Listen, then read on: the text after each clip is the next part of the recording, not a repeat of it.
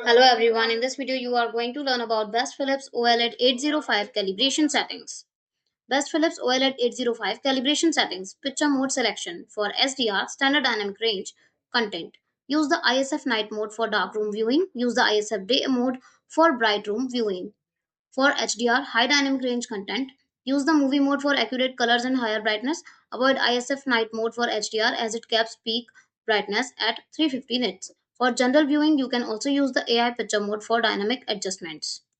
Basic picture settings: brightness 50, contrast 54, color 50, sharpness 0. Advanced color settings: color enhancement off, color gamut normal, color temperature custom, red WP white point 120, green WP 113, blue WP 81, red BL black label -1, green BL 0, blue BL 0.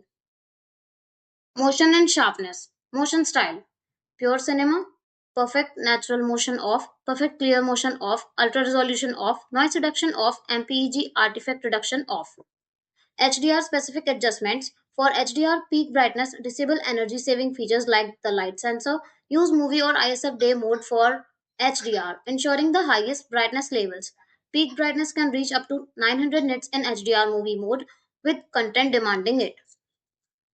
Audio settings optional. If using the TV speakers, the built-in 50 watts audio setup provides decent sound quality.